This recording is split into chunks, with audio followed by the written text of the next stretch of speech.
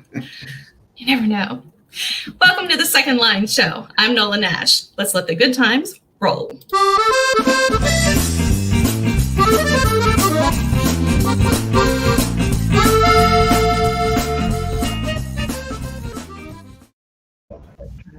Welcome once again to the Second Line Show. I am your host, Nola Nash, and we have got a great show once again for you tonight.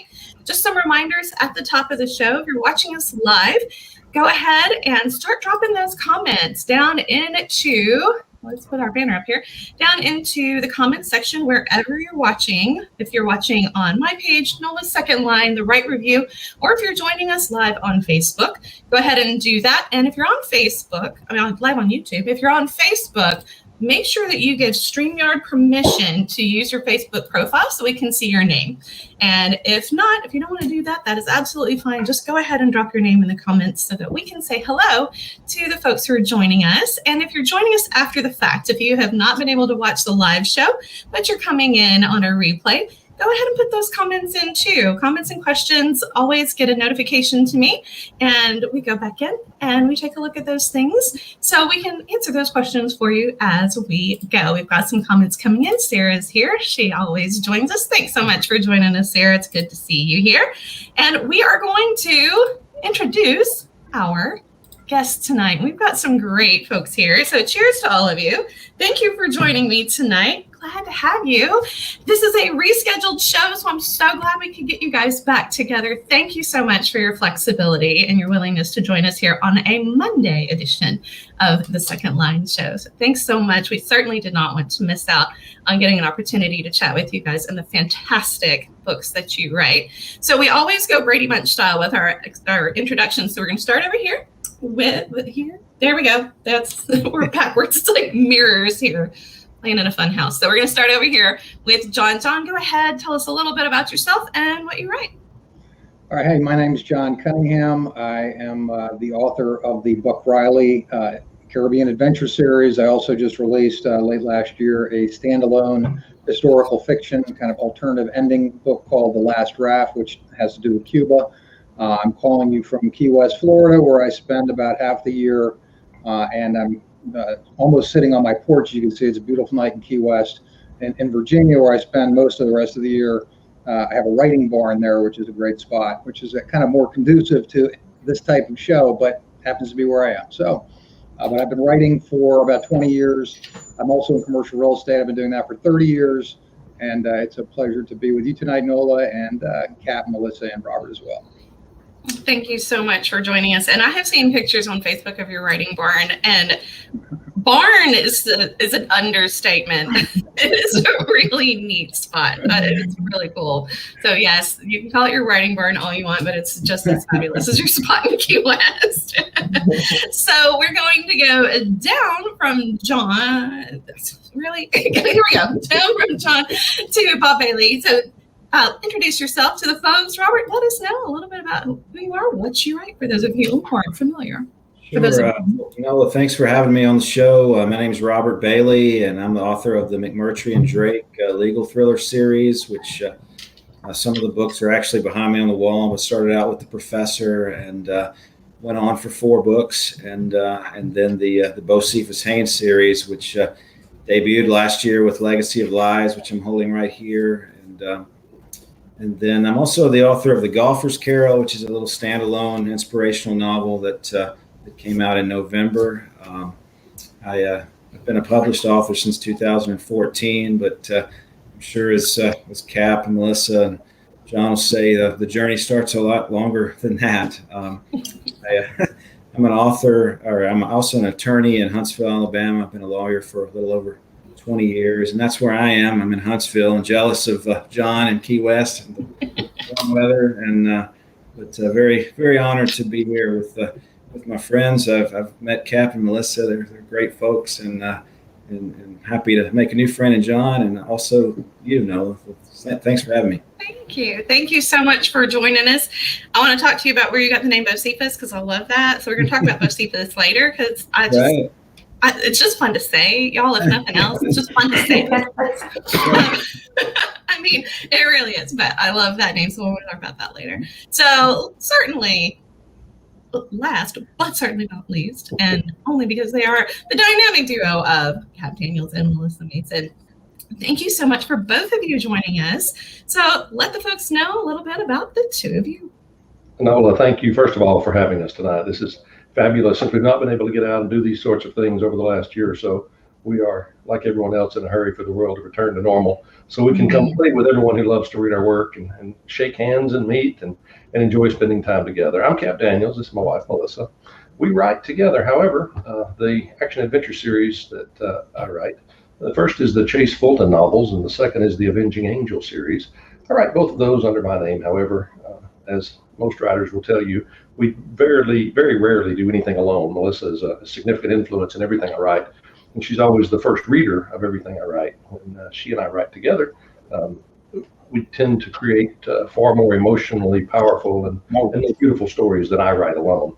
So she's the emotionally powerful portion of our writing duo, and I get to write about airplane crashes and gunfights and these sorts of things. We've been writing full-time for 3 years and absolutely love it. We're releasing book number 15 Thursday of this week. It will be book number 13 in the Chase Fulton novel series, and Melissa and I will put another one together for the two of us this year at some point, and it'll be one of the releases we do later this year.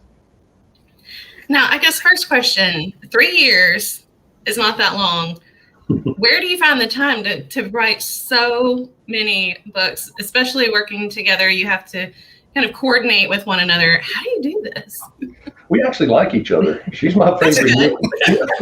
Always a bonus. Certainly comes in handy. The phrase "find time to write" is an interesting phrase that writers typically despise. We don't find time to write. We find time to do everything else in our lives. Writers, that's what we are. That's the core of our daily life. We write every day of our life. So other things sort of fall into place around the writing now that we've developed that style. We typically try to do 2,000 to 2,500 words a day every day and release a book every 60 to 90 days. The car is a great place for us to kick ideas around and come up with things too when we're driving. So those are our staff meetings. Yes, board meetings, staff meetings.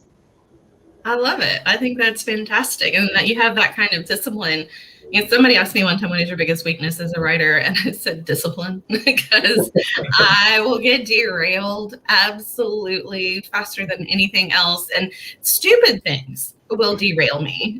Today I decided I wanted cookies. Like, I had my computer open. I was ready to write. And I said, no, I'm going to have a cup of tea, but I have no cookies.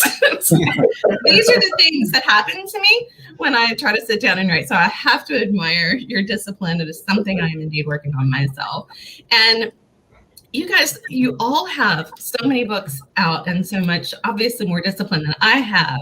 So you've got a law career and we've got real estate. These things take a lot of time too. How do you guys actually schedule for the career, your double life that you've got going on, talking about when you're writing these type of crime thrillers? Do you model any of your characters with double lives after yourself and trying to find your own double lives? This is how you vent. I don't know. How do you find the time?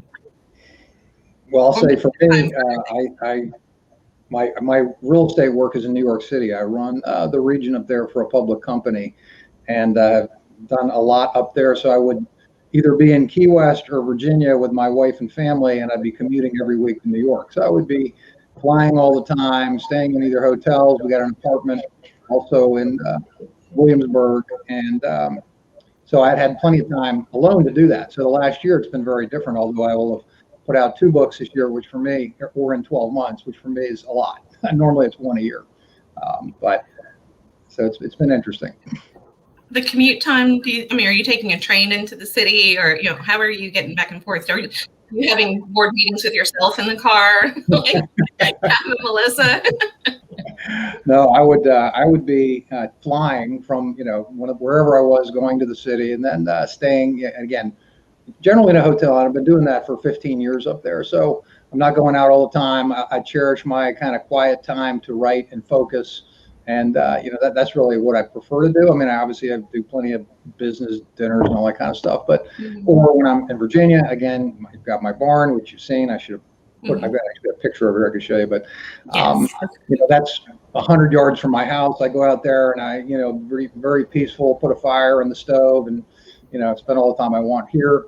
It's a little more challenging in Key West. There's a lot going on here. There's a lot of visitors, a lot happening, but this is actually where my series takes place. So it's kind of a good opportunity to be here and really get involved in the community and see what's going on. And all the books either start or finish here. So you can call it research when you're distracted by Key West. Research. Exactly. I don't think I can qualify my cookies today as research. It'd be a broad stretch. What about cookies? There you go. I'm gonna have to start writing a whole other genre or figure out how to put cookies in a horror. I mean, it's one way or the other. These are the scariest cookies ever. So with a law career, how do you handle, that's a demanding time. I was going to say time suck, and that is not what I wanted to say. I stopped short of it, and I realized I better explain the pause. I'm thinking about everything that doesn't have to do with writing as a time suck now, because I feel like I've got to reprioritize the things that distract me. So that was totally my thought process and my word. I told you I bring the wine just so I have something to blame the idiocy on, and I knew I was going to do it. That was one of those things. Your job is not a time suck. Apologies. That's okay. How do you actually balance, a career that could be, that could be something that takes a lot of your mental, it takes a lot of brain power all day long thinking about what other people are going to do. And I'm sorry, but I've read my share of legalese and I cannot even imagine that being something I have to be well versed in. So how do you do it? How do you take that and then turn the time that you do have into creative time?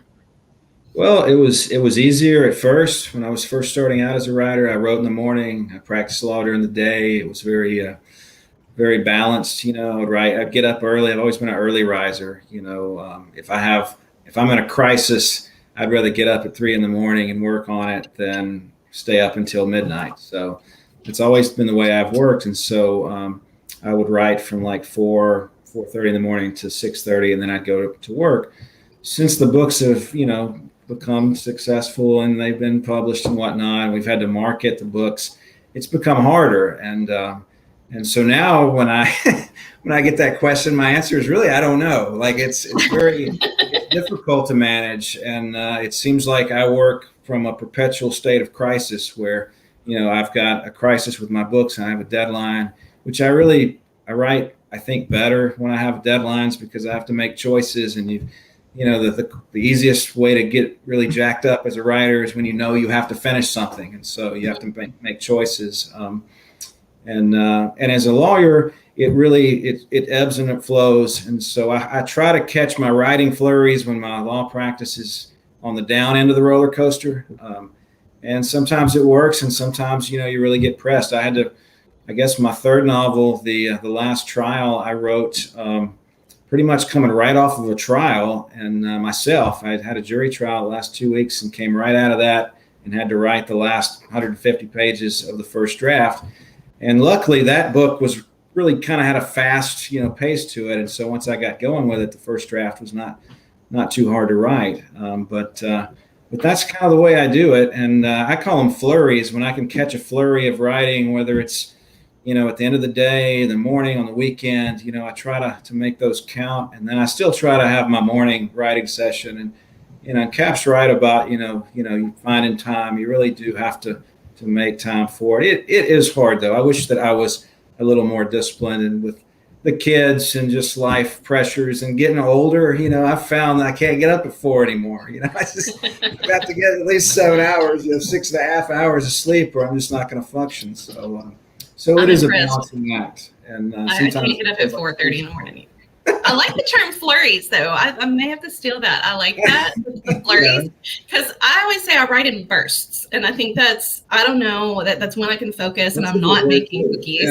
Yeah. When I sit down to write, it's harder for me to pull myself away and do the things that I need to do. But it is kind of burst thing for me. It's like I might have a week that I'm super dedicated in doing it, but then everything else goes by the wayside. Again, family, kids, all those other responsibilities, and it's like, shh, mom's writing. Shh, mom's writing. And you start to feel guilty about that.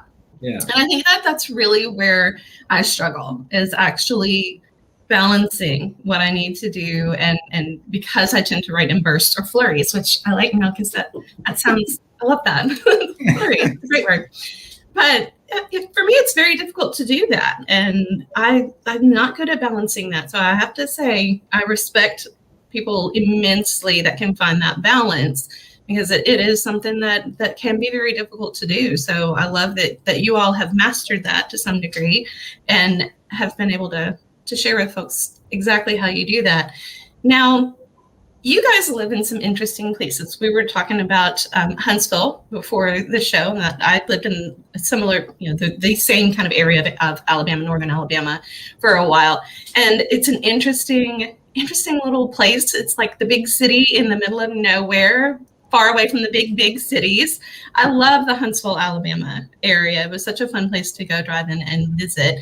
Do you draw a lot of what you write from that area? Or is it more kind of just pulling in from other things and other places and kind of creating things that fit what you were trying to say in your story?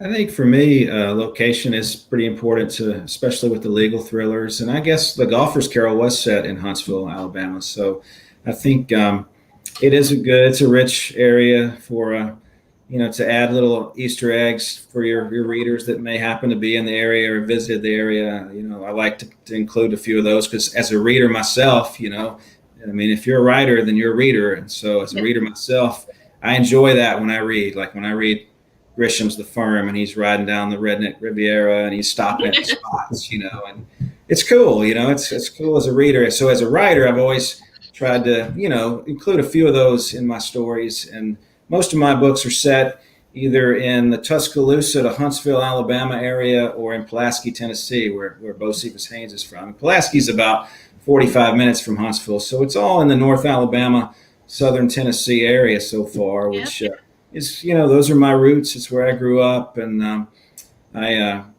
it's been fun to include some of that in the story. So certainly it's... I know where Pulaski is. I love that. You're right. When you have these places that perhaps not everybody knows, and you use them as that setting for the people who do know it, for me to know that, okay, Bo Cephas is from Pulaski. Like, let's talk about Bo Cephas and Pulaski. That's fun for me, being somebody who knows this particular area, or Huntsville, having spent some time there. And, it is one of those places that is a really neat setting, but not as widely used as a lot of other big places, especially when you're looking at legal thrillers that you're used to being more big city kind of things. We're looking at Chicago, New York, those kinds of places, Miami, all the legal thrillers and things set down there. So it's interesting to me that northern Alabama and southern Tennessee, so southern middle Tennessee, are kind of where you're aiming your settings, because for me, like you said, for people who are familiar with it, it's fun to see a little light shine on those types of areas. So I love that. Now, John, you use Key West and as kind of a launch point. So tell us about that. Yeah, so my character, again, the Buck Riley series, he's a former archaeologist who is world renowned. He was known as King Buck for many of the discoveries he'd made when he had a public company called E-Antiquity, and he lost everything. He lost his wife, his company, his partner went to jail for embezzling, his supermodel wife left him. He had a pretty bad gig. So he decided to reinvent himself, move to Key West. He lives in a hotel, the top of the La Concha Hotel, and he flies two 1940s era flying boats, Grumman flying boats, and operates last resort charter and salvage, which sounds pretty desperate. So that's so he's kind of still known around the world. So every book, to Bob's point, to me, settings are very critical. And I've read some of Cap's work. I know that's the same way for him. So my books take place at different islands around the Caribbean. My latest book, number 9, I just sent to be line edited today to my editor. And that one takes place in France and the Bahamas, and also the Treasure Coast of Florida, and starts in Key West. So, yes, those settings are really important. And again, him being here makes a lot of sense given the types of places he's going to. And, And as you were saying, I think, and Bob was also saying, I mean, for readers to kind of go, I'll show you, this was my last book in the Buck Riley series, White Knight. It just came out last year. And that takes place in the U.S. Virgin Islands and the British Virgin Islands. So, it's kind of, he's on the run for his life. I won't give you the details. He's found somebody, he's rescued her, and he's protecting her. But they go all over the British Virgin Islands and USVI. So people who know those places love to read it and say, well, I know that place, so I've been there, or I want to go there. So that tends to be the case with a lot of my books. They all go to different places that people either vacation to or know about, and it kind of makes it, they can identify with the story, through those settings. I've used New Orleans in very much the same way in what I write. And it's fun for me because the city of New Orleans, especially down in the French Quarter, is so intact from when, all of these buildings were first built. They're so very original to the city itself. And so people who have been to the city and have read my books are going, oh my gosh, I know where that is. I know I've been inside that cathedral. I've been over here, and it's fun for them to kind of take a trip back to somewhere that they're familiar with through the writing, and they can connect with that setting a bit even stronger than they would just through good writing. Sometimes it's fun to take a vacation to a place we've never been through the writing of other people, but sometimes it is awfully fun to be able to kind of relive those experiences that we have in those settings as well. Yeah, no, for sure. And that a part of that also is I do a lot of research with my books, and like Maroon Rising, for example, took place in Jamaica, and it was all Maroon is all of my books have a color in the title, but Maroon was actually a double name because Maroons were the name of the freed slaves who were some of the most fierce warriors in history. And so it's a story about their history and some other history that's tied in.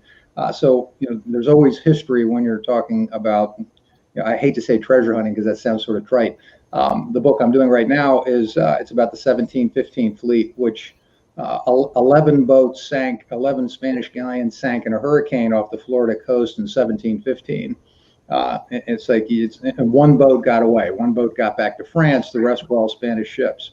So when you think of the history of that and the lives that were lost and, everything that's come of it. So researching all that, becomes for me, I mean, I really enjoy it, but then to convey it in a way that's meaningful and, will both teach somebody history, but, have them be absorbed into a plot. I mean, that's the art of the job, right? So that's the fun part. Right. I truly agree with you 100% because my books take place in 1830s New Orleans. It's not a time period people are looking for. They're looking at the golden age of jazz. They're looking at, modern day Mardi Gras, or they're looking, Civil War. So when you push the timeline back a little bit, this is history of the city that people aren't necessarily as familiar with. And when we're getting to some of the traditions and some of the customs, it's fun to work those things in, and it does become almost a history lesson amid the plot. And that, for me, is where that kind of golden moment is when people forget that what they're actually reading is historical and they're just involved in this story because this is where the story had to be and when the story had to be. Absolutely. So Cap and Melissa, how do you guys decide where you're going to write, what you're going to write? What kind of guides you guys as you make the decisions for what you decide to do? Is this, is it sort of like, does Melissa get to say, because, I'm assuming in your staff meeting, she's in control. Well, being from North Alabama, I can relate to Robert's books because I know very vividly the places he describes. And Key West, who doesn't want to be in Key West? But right? I try to sprinkle some Muscle Shoals and Florence and University of North Alabama, my alma mater. Try to sprinkle that in as often. You did not go there, did you really? Yes. Oh gosh, I spent so much time on that campus when I lived there. We may know each other. We'll have to talk about that later. Yeah. We'll call it my writing style because Melissa is far more organized than I am. I write entirely by the seat of my pants. I have no idea where the story's going. I have no idea what the next sentence will be. I simply sit down every day and write what the voices tell me to write. And gosh, they tell some great stories sometimes.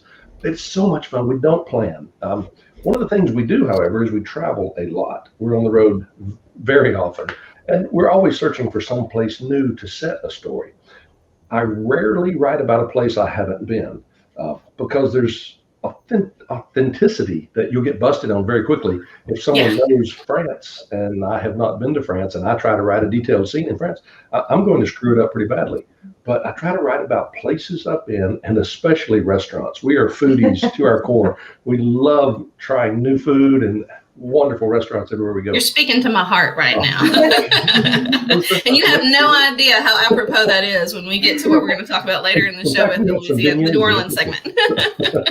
We write a lot about food. The food is more than just sustenance. It's life. And we really enjoy sharing food together and food with friends. So that happens in our stories quite a bit. So we get to detail some of these wonderful restaurants we visit, and then people get to go eat the same meals that our characters had.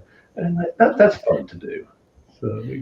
And we're empty nesters, so that makes it a lot easier to go discover new places and go have these great dinners because we have more time on our hands. I am looking forward to that. Wonderful. Looking forward to retirement. Wouldn't that be fun? I'd love to retire and not have this whole day job thing. I mean, I love what I do. I love teaching, but at the same time, it would be kind of nice to just be able to go, I'm going to write all day, and then I'm going to go have adventures and call it research and just do all of that stuff. And not have to worry about how much time my cookies are sucking away from me and my writing. And John, enjoy my cookies. You work in New York quite a bit. The manuscript I'm working on now is set in Manhattan in the Diamond District. So I'd like to talk with you a little about Manhattan, if you wouldn't mind. Yeah, I did go shopping in the Diamond District for my 20th anniversary with my wife, so I can give you some horror stories about that. You can give us some tips. Yeah, no, let me know when you want to chat, Cap. Happy to help. We'll have that chat, you and us. Absolutely. Now, you guys are, you have adventuresome characters who are going all over the place and, doing these great things. And, John, you're archaeologist guy. I wanted to be Indiana Jones. Like, this is what I wanted to be long time ago. I wanted to be Indiana Jones. I wanted to go out on the adventures, wanted to find the stuff, come back and teach about it, make everybody learn about all the history I thought was so cool. And I never got to be Indiana Jones. I don't know what happened to derail that, but I was so convinced I was one day going to be Indiana Jones. So the history and the treasure hunting that I know we're putting in air quotes here, but that intrigues me. Now, Cap, I've heard that perhaps you had a mishap with a boat in a hurricane, and you guys in your sailing adventures. Tell me about that. We lost a boat we love dearly. I know we're not supposed to love material things, but we very much enjoyed our boat. Her name was Gitana, which is, of course, is Spanish for gypsy.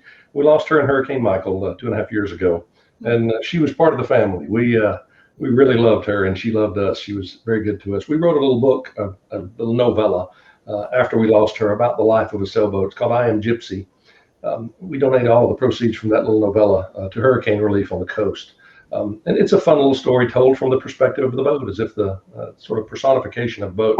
And she tells the story. So that's a fun little thing. I guess it was a healing effort we went through to deal with the loss of our boat and turning it into something positive. So that we can help some folks out on the coast when they encounter these hurricanes that are far too common. They are indeed. Where are some places? What were your favorite places to go sailing?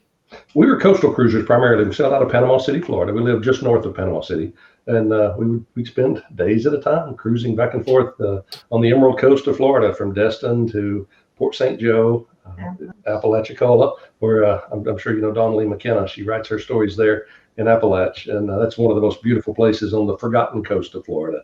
So that was our sailing grounds. We loved that area, and we loved nothing wrong with that. Sure, nothing wrong with that. So I have to say, as somebody who grew up on the Gulf Coast in many a hurricane, that I know that any effort to help those folks down there is much appreciated. So what a great legacy that your boat now has, and what a wonderful story. I mean, obviously the loss is tragic, but what an interesting way to take that loss and spin it into something healing for you, and also something that is an outreach for others that desperately need the healing themselves. So as a Gulf Coast person, I absolutely appreciate all of that, and I know you guys in Florida feel that as well, because I mean, that there's a very lengthy season where everyone kind of holds their collective breath. And so even in being in Tennessee, so much of my soul still lives down in South Louisiana. I mean, there's part of me that will never leave that state. It's always part of my heart. So I watch those storms religiously too. I remember as a child watching those storms, and parents trying to, okay, that's enough of the weather. We're not going to, trying to keep us from panicking and knowing when we need to move and do things. But I was a teenager, I was old enough to remember when Hurricane Andrew hit, and I will never forget that night. That was one of the most frightening nights of my life. It hit in the dead of night, and it hit hard, and it was terrible. And so many people lost so much, and I was old enough by that point to really appreciate the efforts of those who were coming to help. And so thank you for that, for and helping so many those. amazing people volunteer from all over the country. To see the power line repair trucks that just come in hordes to the Gulf every time it happens. It's endless, the unselfish nature of people in our country, and we're so thankful to be part of that. But we get to see these fabulous things happen in the midst of the tragedy, and it kind of restores your faith in humanity. When it sure does. It absolutely does. And I think that's something that, I know that the books that you all write are thrillers, and we're talking about legal thrillers, everything from courtroom dramas to, we're looking at, FBI, CIA, big legal stress. And yet at the same time, in all of your hearts, what you're doing is finding time for those that are important to you, and giving back. And whether it is giving back through the writing that you do, the careers that you have, or how you memorialize the book that meant so much to you and use that as a way to give back.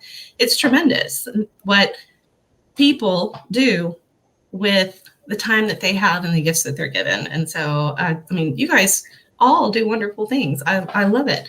And the fact that you are in so many different communities as well, and going to explore those other communities, I think there's a perspective that you don't get any other way. If we all kind of stay in our little bubble, we don't necessarily get to see the perspectives of others and know what needs to be done for others, or how others can inspire us and how we can inspire them.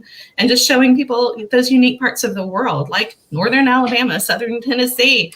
They're great people here. There are great people in that area that, I hate that so many of these great people are kind of off the map. And so it's great that some of the focus gets turned on those areas. And the Muscle Shoals sound and the music that came out of Muscle Shoals. I've been to those studios, and I gotta tell you, it's just like there's a vibe there. It drips with history and stories, and it is so, so very cool. So, it may not resonate as much today because the studios are not operating the way that they once were, but y'all, Northern Alabama, there's a lot there. And then Huntsville and the space program. Come on, there are really cool things that people just simply aren't necessarily aware that are there. So hopefully that some of that is being brought to people all over the country through all of the writing. And it's just such a neat area down there. I do miss it. In fact, I made my daughter apply to Northern Alabama because I was like, you have to at least apply to UNA. Great you have school. to. Absolutely. And it was on her short list for a while. She didn't end up going there. She actually ended up going to where I went to college in Shreveport. And of course, they got hit with all of the winter weather. And it's been a mess for her, but she absolutely loved walking around the campus there in Florence, and just the little town. And it was kind of fun for me after so many years to go back and experience that place that was so special for me for so long too. So I hope that people are enjoying reading about different locations. And I think it's really neat that you guys are taking them to just on a journey to different places through the settings that you choose, whether it's the U.S. Virgin Islands and that adventure at sea, on all of the Caribbean islands, or the small towns in Alabama. We've got some interesting settings here for some great thrillers, and it's kind of fun to see those great thrillers play out in some unexpected locations. So I love that. I love it. Now, I know we have to ask the question because, this is when you're talking book interviews and you're talking thriller writers, especially legal thrillers, how do you come up with the cases that you're going to use? Are these things that you kind of pull from other things and kind of assemble them? Or is it just, what would happen if this thing happened and all went sideways? I mean, how do you decide what massive adventure these people are going to get into and how much trouble that's going to cause? I think for me, it's always, I'm a situational writer, and so I envision the first thing from a plot standpoint is I'll envision the situation. The professor is, law professor comes back to the courtroom to try a case after being a professor for 40 years. And the case that brings him to the courtroom is this trucking accident that involves a ruthless trucking owner trying to break all of the regulations, doing it on purpose. And that was a thought that came to my mind when I was actually defending a trucking case. And it's so hard for those guys the drivers to even when they're trying their very best to keep their logbooks, correct, where there's not something a plaintiff's lawyer can attack. I thought it would be interesting if an owner just went rogue and broke the rules on purpose and used his connections to get it done. And so that's how that story came to be. But for me, I have to kind of envision the character first. And in practicing law, you meet so many wonderful characters. I think that is the main benefit in my practice, the synergy between the two professions. So many of my characters have been inspired, at least in part, by people I've met.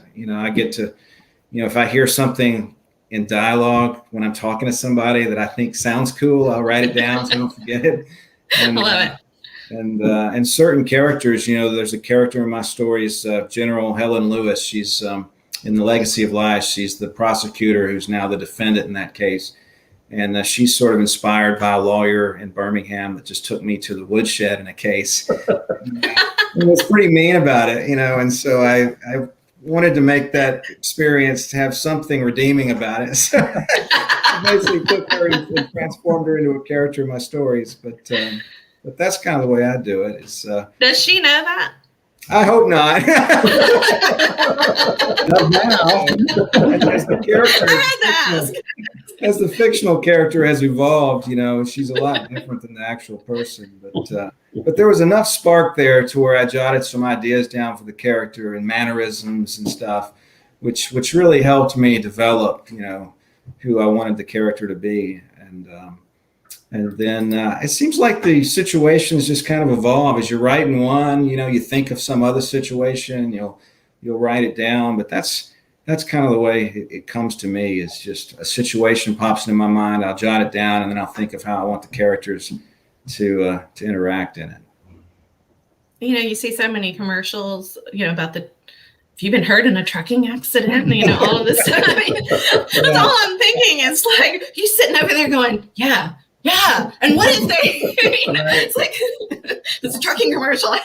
It's like, off in left field here as you're coming spiraling through. I wonder how many other commercials we could come up with. There's all chasing lawyers that, there are commercials and stuff going, I could use that. I could turn that into a thriller. That would be awesome. I love that for you. I absolutely love it. So what about you, John? How do you decide? I mean, you have characters literally gallivanting all over the place. So how do you decide kind of where gallivanting is really not the right word. This is a thriller. Gallivanting is probably not nearly strong enough a word for what it is. There's always a little gallivant. Well, it's funny. You mentioned one of my earlier inspirations when I wrote a number of books before I started the Buck Riley series. And one of my inspirations was, all right, the Indiana Jones, movies. I mean, I kind of love that theme. It was just fun and exciting, and the character, while he was a smart guy, he didn't take himself too seriously. He made mistakes. He was kind of an everyman. So my character, Buck Riley, is an everyman. And I also think of growing up in the 70s. I was a product of our times. I mean, I think we all probably are. I mean, my family used to watch, Jacques Cousteau Undersea World all the time. So I learned to scuba dive when I was 13 years old. Oh, wow. And I actually had a cousin or an uncle in Miami, and I would come to the Keys all the time as a teenager and learn to dive and fish and things like that. So those were some of the inspirations. But in picking locations, again, I do a lot of research on history in different places. And I'm always kind of trying to blend the history of something with current stories, or not necessarily news items, but kind of social issues and things like that. So I have a very diverse cast of characters in the books. A lot of times they're maybe not would be considered the best people, but they're doing good things, and they come together and support each other and find a way to do good, as opposed to just being drug smugglers or bad guys. So it's kind of interesting from that standpoint. So to me, that's sort of the fun alchemy of bringing history together, kind of as you were saying, Nola, but with current issues. And another thing I like to do, which kind of makes it fun, Bob was talking about, is the person who's an inspiration of one of his characters. I actually include a lot of real life people in my books with their permission always. But I've had everybody from, like Jimmy Buffett to a number of musicians who I've written songs with, and they've later recorded, which has been kind of fun. But the president of St. Bart's, Chris Blackwell, who founded Island Records, he discovered Bob Marley and U2 and groups like that. He was in, my book in Jamaica. So bringing real people in, I find, is another way for people to kind of identify with it and feel like, oh wow, this is like really happening. These people are real. So I mean, it kind of gives a different texture to fiction. So to me, that's a lot of fun also. So if you can kind of bring those pieces together, it creates kind of a current sentiment, maybe with some history or some social issues that, again, never get on a soapbox and talk about what things should be or my opinions or things like that. It's really whatever's happening with the situation. So that's a lot of fun to kind of bring those things together. So as Cap was saying, I mean, he's I know he and Wayne Stinnett and others call pantser, which are, they just sit down and they go. I mean, I have to write an outline, and I have to think it all through and what leads to what. And I have a scrapbook. On the race, I do. But that helps me, because then I can sit down, because I don't get to write every day always. So if I'm doing an outline, I sit down, right, where was I? Go back and read my last chapter, and I know exactly where I'm going. So that helps me with my style and kind of my circumstances. But so all of that research that I'm talking about, it winds up being voluminous. And as you were pointing out, I mean, it's nice to go visit these places. I certainly like to do that. But all that kind of comes together and becomes the story. I got two things out of there that, I told you I get easily distracted. And so I have two things out of it. He's a drug dealer, but he's a good guy. And, that you have real people, you have to ask permission to put them in your books. And I'm thinking, I'm really glad that I write things in the 1830s, because I don't have to ask these people. I do put real people in my books, and I don't have to ask them. They're all dead, long dead. They're interesting people, and their stories are out there, but I don't have to worry about asking their permission. So I'm not sure they give it to me, given what I do to some of them. So I write books where a lot of people die. So it's probably good that they're already dead. Pat, Melissa, what about you guys? Where's the story inspiration come from for you guys? I know you said you were a pantser, but the seed has to start somewhere before it can germinate into a book. One of the underlying themes of what we write is the celebration of the brave men and women who keep our country free. We write about American covert operatives. We never hear their name on the television. We never read about them in the newspaper. We never see their photograph. They may live next door to us. They may live across town. They may live in a bedroom upstairs. But these are the people who put their lives on the line every day, willingly, to stand between the wolves at the gate and the innocents behind them. And they beat those wolves back day after day. And to celebrate those people, that is an amazing experience. I've had a magnificent career. In my youth, I was privileged to work alongside some of these people who did amazing things in horrible parts of the world. So you and I can sleep at night, and we get to mow our grass on Saturday and watch the football game when we're finished.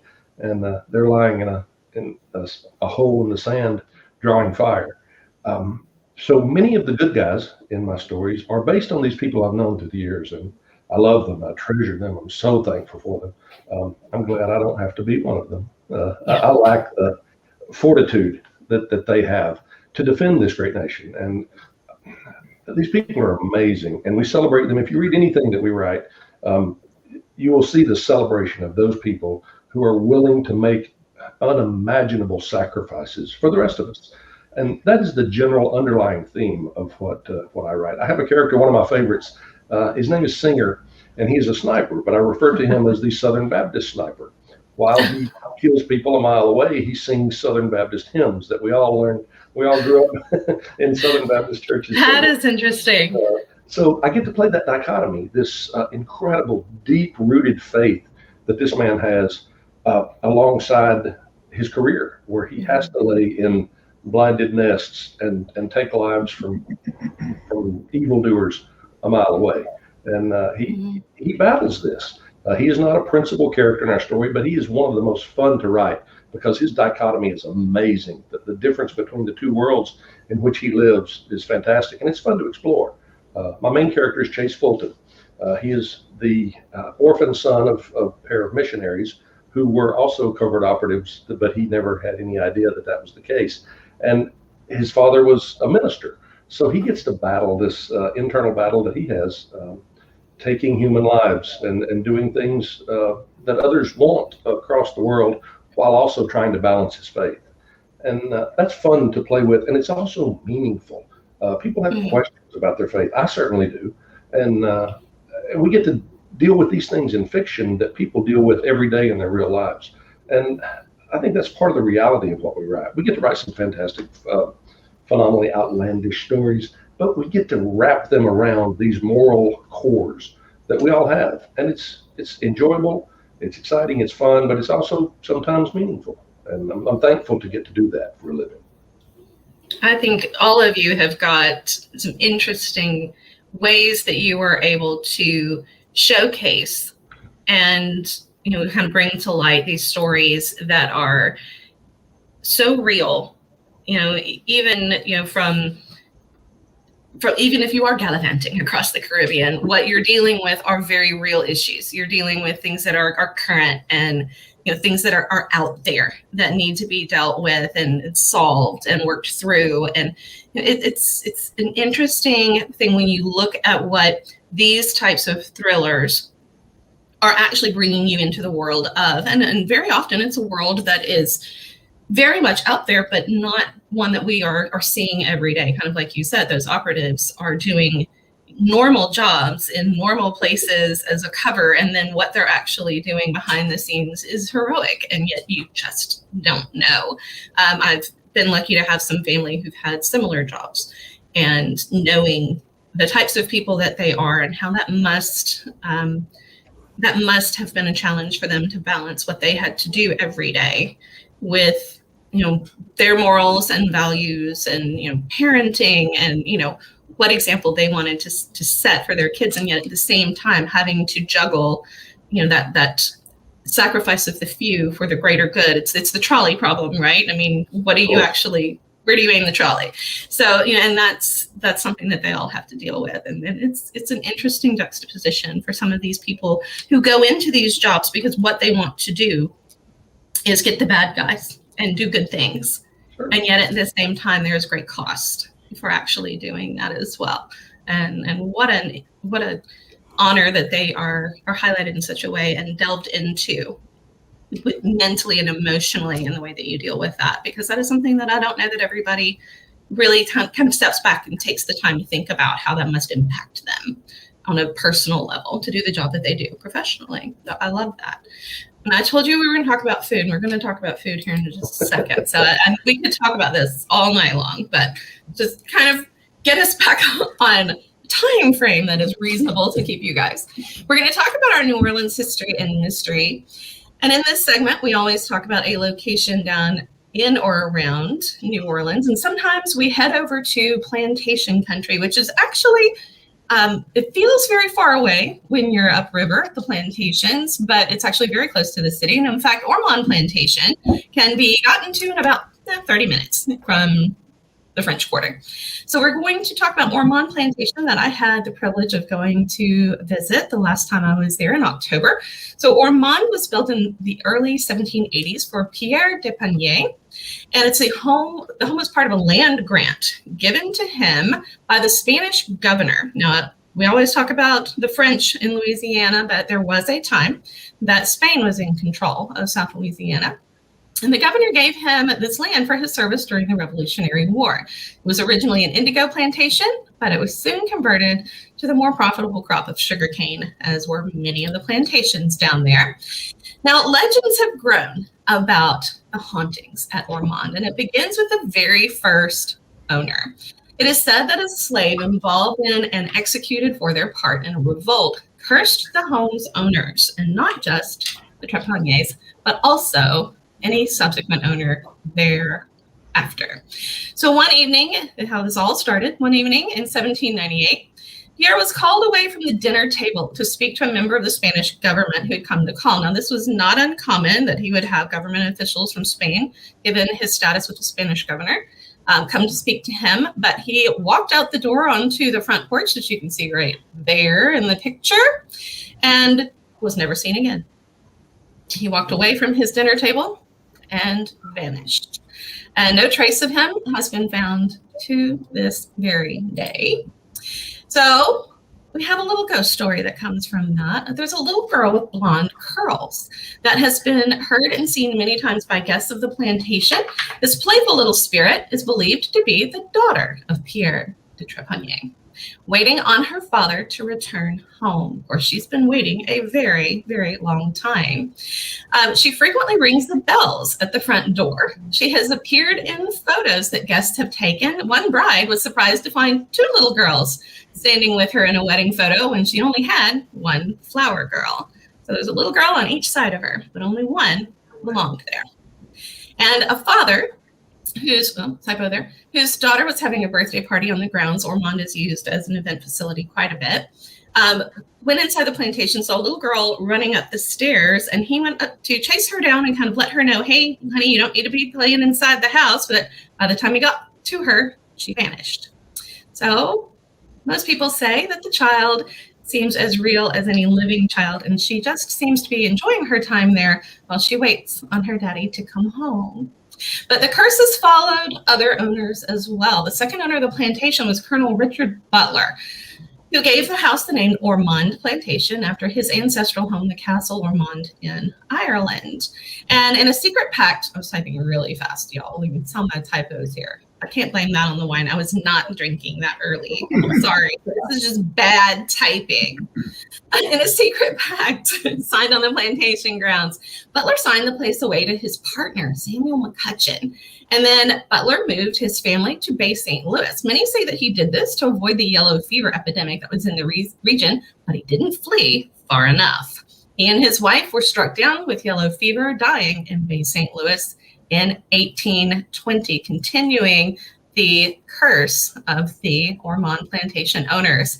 Now, the curse seemed to have relented for a little while, but not long.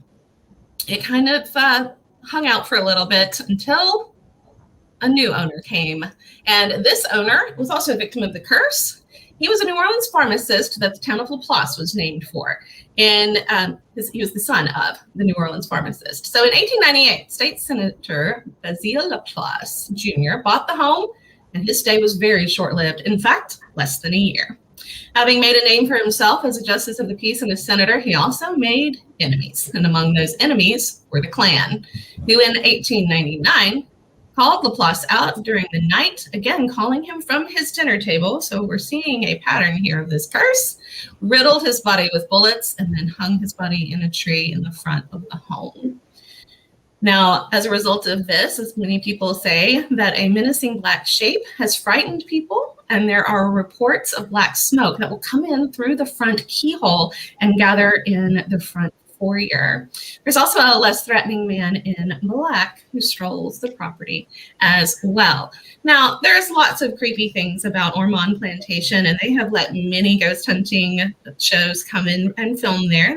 They know they have a very colorful history, but one of the things they're most proud of is their restaurant. And they have a beautiful venue for weddings. Their grounds are stunning. The bed and breakfast is absolutely beautiful. But they have one of the best chefs that I have ever had the privilege of sampling his food. Their Ormond Plantation bed and breakfast restaurant is incredibly good. The bread, y'all. All you have to do is eat the bread in the basket at the beginning of the meal and you're sold. Good French bread should crackle. You remember the crackle paint in the 90s? Like everybody was doing crackle paint stuff. If you have a really good loaf of French bread, when you squeeze it, it should crackle like crackle paint. And so their French bread is absolutely incredible, and they use it to make some of the best bread pudding I've ever put in my mouth. It's my favorite dessert, and theirs is incredibly good. And so if you ever get a chance to go down to Ormond, you must try the restaurant. It is a 5-star meal at a very reasonable price. And that was one of the things that my friend and I who were dining there could not get over. We were just stunned how 30 minutes outside of the city, you could have a meal that incredible that you would have easily paid 2 or 3 times more for at this. I mean, they could have served that dish at Commander's Palace, but it was it was lunch at Ormond. It was absolutely, I mean, reasonably priced and stellar food. So good.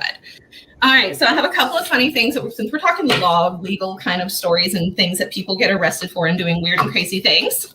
So here are some weird things people have actually been arrested for. So here we go. Funny stories for you.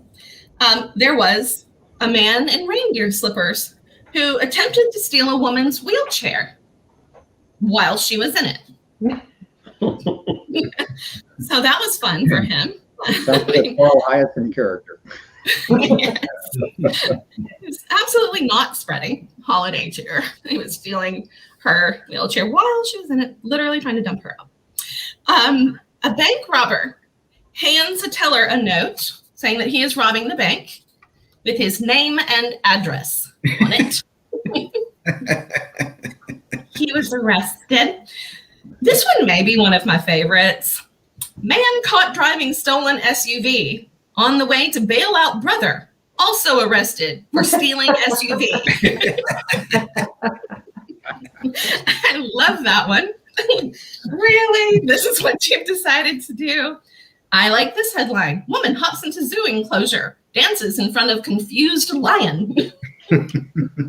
So she was arrested for that. Another really favorite one here. Man allegedly steals from store, then comes back to ask for a job application. Allegedly. Allegedly steals from the store, but wants a job there. I think this one's hilarious. Woman driving toy truck leads police on slow speed pursuit. This is what she wanted to do. So South Carolina police in June, because you have to have some context here, charged a woman in Walhalla with public intoxication after she allegedly was found cruising down the road in a silver Power Wheels truck not far from her home. Driving down the middle of the road. Here's another great one, for those geniuses out there who are committing crimes. Women, there's 2 of them. Women swipe stroller from store but leave one of their children behind. Put the kid in the freaking stroller, right? Take them out with you. That's what you're gonna do. This one, I may just have to. I have to just read you a little bit of this one. So, officers pull this car over, and they search it. They find a dirty spoon in the bag of one of the passengers in the car. She says that the spoon is dirty because she had recently eaten SpaghettiOs and placed the spoon back in the bag because she was going to return it to the friend she borrowed the spoon from. Officers thought it might be methamphetamine, and so they conducted a field test, which reportedly came back positive. So she was charged with possession of methamphetamine and spent 2 weeks behind bars before being released. So she was later thrown back in jail in August, where she remained for a month and a half until more thorough lab results on her spoon came back. They revealed that she'd actually only been guilty of possession of SpaghettiOs sauce all along. So here are some weird things that people have actually done. Not dirty SpaghettiOs spoons in your bag. He'll defend you for it. So there are some things you can work with. I'd love to tell you about a future blotter you're going to hear. Wayne Stennett, I'm sure everyone knows Wayne Stennett. He's a prolific, fabulous nautical action adventure writer. He and I have decided we're going to climb the fence at Hemingway's house in Key West one night and swim in his pool. We pull it off and don't go to jail. It's going to be fantastic. We'll never forget it. But if we get arrested and go to jail in Key West for swimming in Hemingway's pool, we're going to make $1 million telling that story. Yes, you will. Yes, you will. And I want to hear all about it because I would love to go swimming in Hemingway's pool too. I will toast you and your efforts for that. John, you're welcome to join us if you'd like to come on. You guys can stay with me and we'll go do it. There you go. Sounds like a road trip. It sounds like a road trip to me. Let's do it. All right. So, because Annie always makes me promote my books as well, because I'm really bad about that. I have this platform and yet I don't use it very well. So I'm always about everybody else's stuff. So as you guys know, I am the author of the Crescent City series, Crescent City Moon and Crescent City Zen. They are available on Amazon, but I would love for you to put your reviews there. But go buy your books from an indie bookstore. You can buy them online from lots of indie bookstores, and we know how desperately they need to be supported right now. We love Amazon and their smiling truck coming to bring us the things that we need. But buy those books from indies when you can.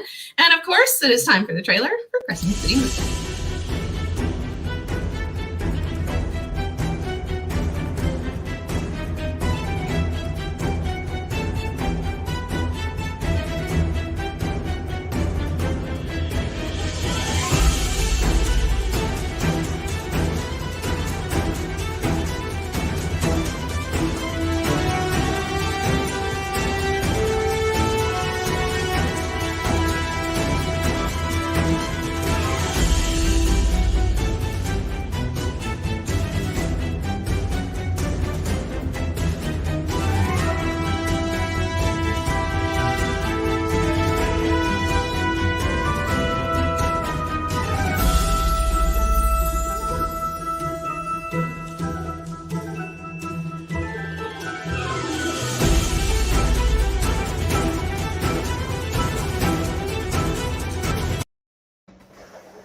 All right. And of course, if you're looking for other great things to read, here's a few, and just literally a few of all of the great books that these authors have out there in the world for you to enjoy, and go find some new settings and great places where these great thrillers are taking place. And if you have missed any of this episode of the Second Line Show, or if you've missed one that is a previous episode that you wanted to go and check out, please know that they all live over on Nola Nash Entertainment on YouTube. They are numbered and the authors are there for you.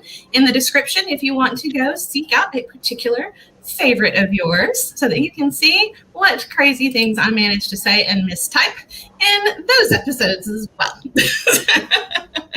So thank you guys so much for spending this hour with us this evening. We are so humbled that you joined us, and we're looking forward to, I know everyone that is watching and everyone that will be watching will be looking forward to reading these great thrillers and all of these wonderful adventures in hopefully some new locations for them to check out.